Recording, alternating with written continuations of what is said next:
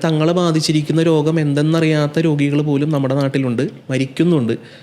അതാണ് ഞങ്ങളെ ഏറ്റവും കൂടുതൽ വേദനിപ്പിക്കുന്ന ഒരു കാര്യം എന്ന് പറയുന്നത്. ഞങ്ങളുടെ ഈ പറഞ്ഞ മൊബിലിറ്റി ഡിസ്ട്രോഫി എന്ന് പറയുന്ന സംഘടന 2017 രൂപീകൃതമായത്. ഇപ്പോൾ 2025 അവസാനിക്കാൻ പോകുന്നു. ഈ ഒരു നിമിഷം വരെ നോക്കുകയാണെന്നുണ്ടെങ്കിൽ ഏകദേശം 100ഓളം അംഗങ്ങൾ ഞങ്ങളുടെ സംഘടനയിൽ നിന്ന് മാത്രം ഇതുവരെ മരണപ്പെട്ടിട്ടുണ്ട്. നമ്മളുടെ ഒരു മീഡിയയും ഇത് സംബന്ധിച്ച് വാർത്തകൾ വരാറില്ല. പലപ്പോഴും സംഭവിക്കുന്ന എന്താണെന്ന് വെച്ച് കഴിഞ്ഞാൽ, വാർത്തകളിൽ വരുന്ന വൈരുദ്ധ്യം എന്താണെന്ന് വെച്ച് കഴിഞ്ഞാൽ, ഞങ്ങളുടെ വാർത്തകൾ വരുമ്പോൾ ന്യൂമോണിയ ബാധിച്ച് മരിച്ചു, അല്ലെങ്കിൽ ഇപ്പോൾ ഈ അടുത്ത് തന്നെ ഞങ്ങളുടെ ഗ്രൂപ്പിലൊരു കുട്ടി ഭക്ഷണം കഴിക്കുമ്പോൾ തൊണ്ടയിൽ കുടുങ്ങി മരിച്ചായിരുന്നു. സ്വാഭാവികമായി വാർത്ത വരുമ്പോൾ എന്നാണ് വരുന്നത്, ഭക്ഷണം തൊണ്ടയിൽ കുടുങ്ങി ഭിന്നശേഷിക്കാരി യുവതി മരിച്ചു എന്നാണ് വാർത്ത വന്നത്. പക്ഷെ എന്തുകൊണ്ടാണ് ആ തൊണ്ടയിൽ കുടുങ്ങാനുള്ള സാഹചര്യമെന്നോ എന്താണ് ആ കുട്ടിക്ക് യഥാർത്ഥത്തിൽ സംഭവിച്ചതെന്നോ ആരും അന്വേഷിച്ചിരുന്നില്ല.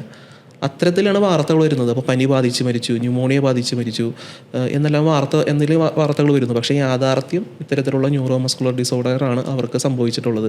ഈ ഒരു അസുഖത്തിൻ്റെ ബുദ്ധിമുട്ട് കാരണമാണ് അവർക്ക് കഫക്കെട്ട്, അല്ലെങ്കിൽ തൊണ്ടയിൽ ഭക്ഷണം കഴിക്കാൻ ബുദ്ധിമുട്ട്, ബ്രീത്തിങ്ങിന് ഇഷ്യൂസ്, അങ്ങനെ മറ്റു പല പ്രശ്നങ്ങളുണ്ടാവുകയും അത് സ്വാഭാവികമായിട്ട് മരണത്തിലേക്ക് വരെ നയിക്കുകയും ചെയ്യുന്നു.